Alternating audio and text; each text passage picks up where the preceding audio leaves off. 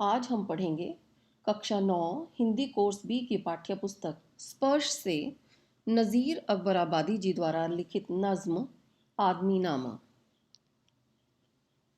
नज़्म पढ़ने से पहले आइए उनके बारे में कुछ जान लेते हैं।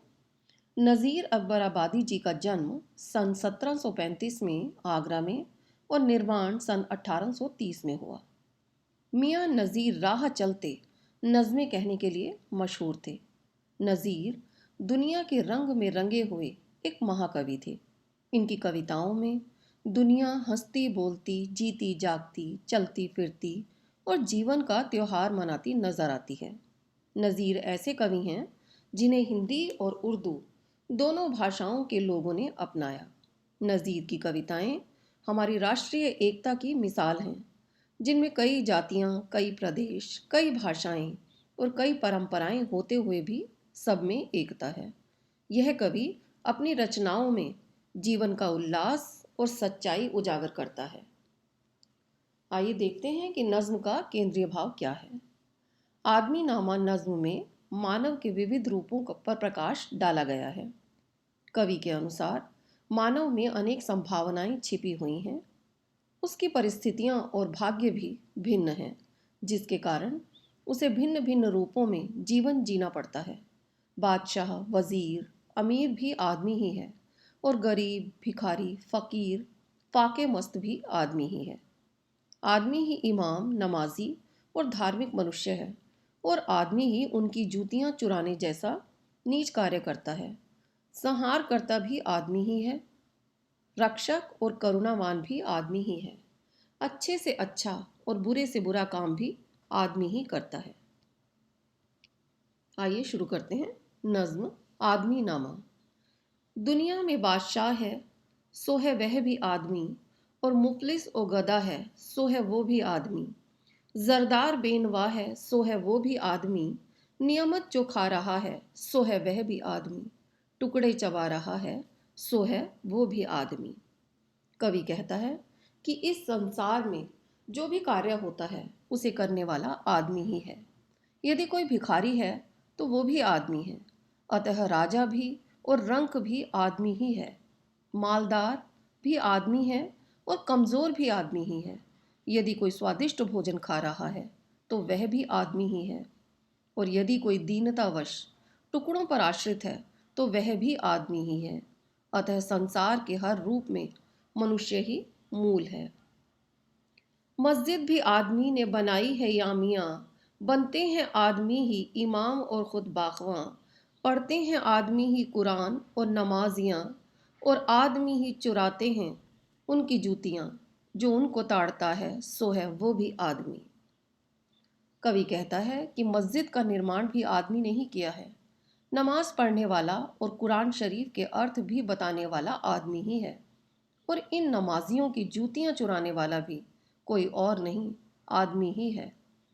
और वह भी आदमी ही है जो इन जूता चोरों को देखकर पहचान लेता है, उनकी बदनीयत को भांप लेता है, वह भी आदमी ही है। भाव यह है कि भक्त भी आदमी ही है। यह आदमी पे जान को वारे है आदमी, और आदमी पे तेग को मारे है आदमी।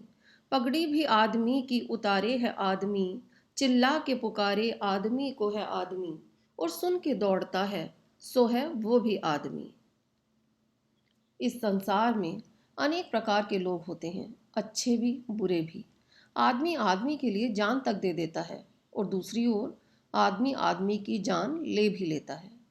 आदमी ही आदमी की इज्जत सम्मान को उतार देता है, उसे अपमानित कर देता है। आदमी ही आदमी को चिल्ला चिल्ला कर पुकारता है, और जो उसकी आवाज़ को सुनकर भागता है वह भी आदमी ही है। कवि कहना चाहता है कि सभी आदमी हैं, परंतु सबकी प्रवृत्ति अलग अलग होती है। अशरफ और कमीने से शाहता वजीर, ये आदमी ही करते हैं सब कारे दिल पजीर। यह आदमी मुरीद है और आदमी ही पीर, अच्छा भी आदमी कहाता है ए नज़ीर, और सब में जो बुरा है सो है वो भी आदमी। कवि नज़ीर कहते हैं कि शरीफ लोगों से लेकर नीच निकृष्ट लोगों तक, राजा से मंत्री तक सभी आदमी ही हैं। ये आदमी ही दिल लुभाने वाले अनेक काम करते हैं, भक्त भी आदमी ही है और धर्म गुरु भी। इस संसार में अच्छे भी आदमी ही हैं और सब प्राणियों में सबसे बुरा भी आदमी ही होता है। अब हम कुछ प्रश्न देखते हैं इस नज्म के। पहले छंद में कवि की दृष्टि आदमी के किन किन रूपों का बखान करती है, क्रम से लिखिए। पहले छंद में कवि आदमी को क्रमशः बादशाह, दरिद्र, भिखारी, दौलतमंद, कमजोर, धनी, निर्धन आदि रूपों में देखता है। चारों छंदों में कवि ने आदमी के सकारात्मक और नकारात्मक रूपों को परस्पर किन किन रूपों में रखा है, अपने शब्दों में स्पष्ट कीजिए। कवि कहता है कि राजा और रंक दोनों ही आदमी हैं, धनी और निर्धन दोनों आदमी ही हैं, शैतान भी वही है और फरिश्ता भी, कुर्बानी भी वही देता है और मनुष्य की जान भी वही लेता है, शरीफ भी वही है और नीच भी, बादशाह भी आदमी है और वजीर भी, वह शिष्य भी है और धर्म गुरु भी, आदमी अच्छा भी है और बहुत बुरा भी। आदमीनामा शीर्षक कविता के इन अंशों को पढ़कर आपके मन में मनुष्य के प्रति क्या धारणा बनती है? प्रस्तुत नज्म को पढ़कर मनुष्य के विषय में हमारे मन में यह धारणा बनती है कि संसार में अनेक प्रकार के आदमी होते हैं, शैतान भी और फरिश्ते भी, धनी भी निर्धन भी, अच्छे भी बुरे भी, दानी भी लुटेरे भी, साधु भी, चोर भी, गुरु भी, शिष्य भी, कुर्बानी करने वाले भी और कुर्बानी लेने वाले भी। मनुष्य संसार में है। मनुष्यों की इस विषमता के कारण ही संसार में पाप भी है और पुण्य भी, धर्म भी और अधर्म भी। आदमी की प्रवृत्तियों का उल्लेख कीजिए। विभिन्न आदमियों की विभिन्न प्रवृत्तियां होती हैं। कोई भक्त है, अल्लाह की दिन रात सेवा करता है, मस्जिद बनाता है, नमाज पढ़ता है, तो कोई चोरी में विश्वास करता है, कोई कुर्बानी देने में विश्वास रखता है, किसी के लिए अपना सब कुछ निछावर करना चाहता है, तो कोई दूसरों की जान लेने में विश्वास रखता है। कुछ लोग अच्छे काम करना ही जिंदगी का मकसद समझते हैं और कुछ लोगों के जीवन में बुराई ही सब कुछ होती है। दुनिया में जितने किस्म के लोग हैं उतनी ही विभिन्नताएं भी देखने को मिलती हैं। अब हम कुछ मुहावरे देखते हैं इस नज्म से। टुकड़े चबाना, खरबूजे बेचने वाली को टुकड़े चबाना भी नसीब नहीं था। पगड़ी उतारना, उसने भरी महफिल में अपने समधियों की पगड़ी उतार दी। मुरीद होना, किसी का मुरीद होने के लिए उसमें निष्ठा होनी चाहिए।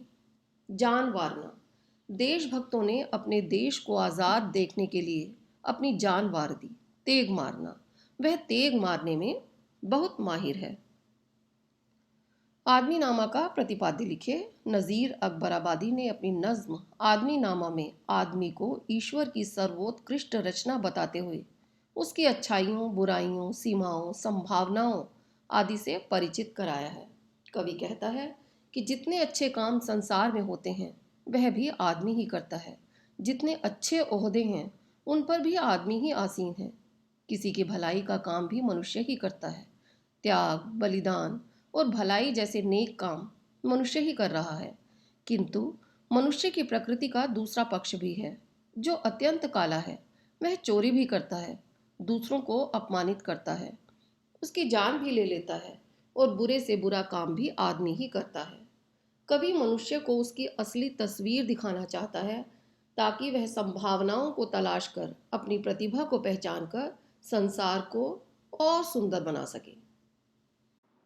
ये वीडियो पसंद आए तो इसे लाइक करें, शेयर करें और सब्सक्राइब करना ना भूलें।